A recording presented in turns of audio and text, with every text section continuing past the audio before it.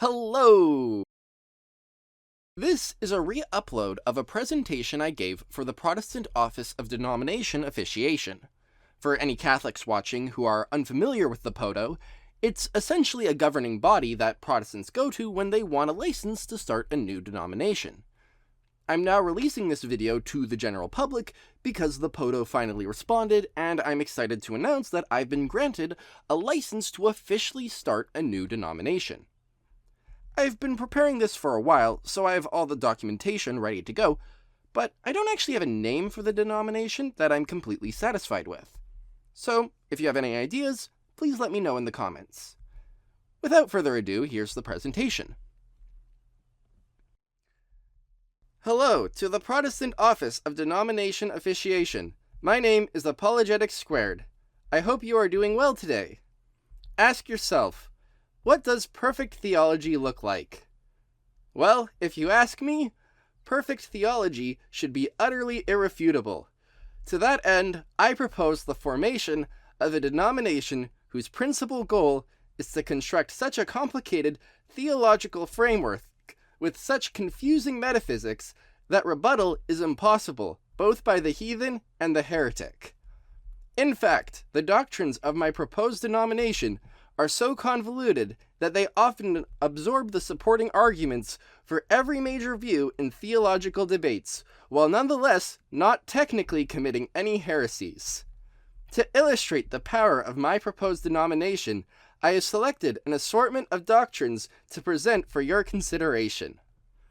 First, let's talk about hell.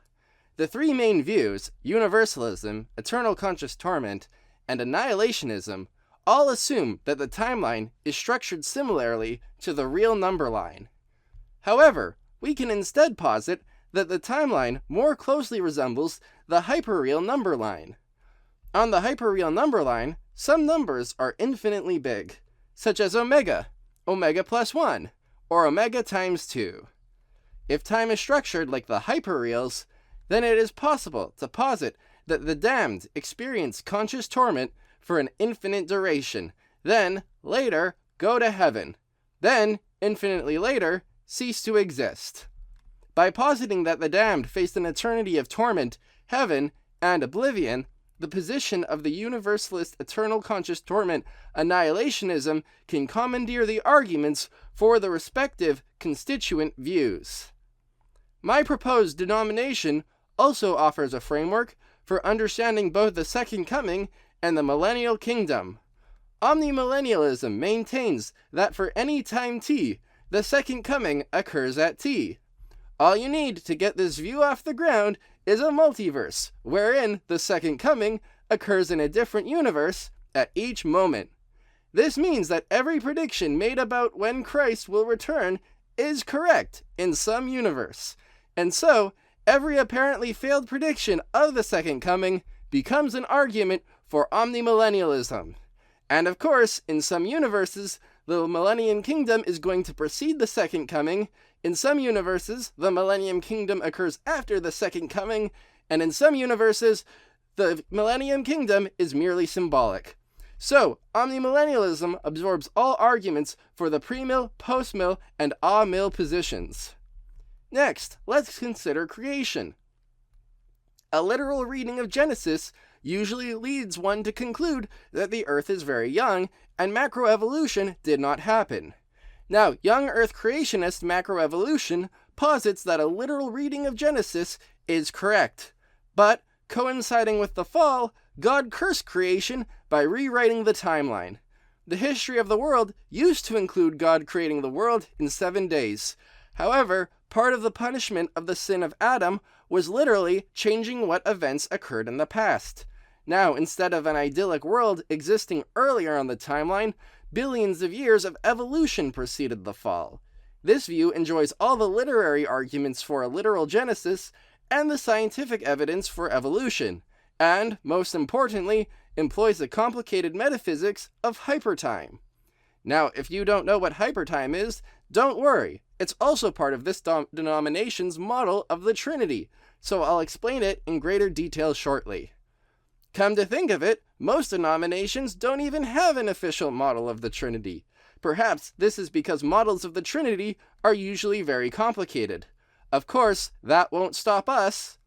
One illustration that's sometimes given of how there could be one being, yet multiple persons, involves time travel. If I went back in time to my childhood, there would be two squareds, the child squared and the adult squared.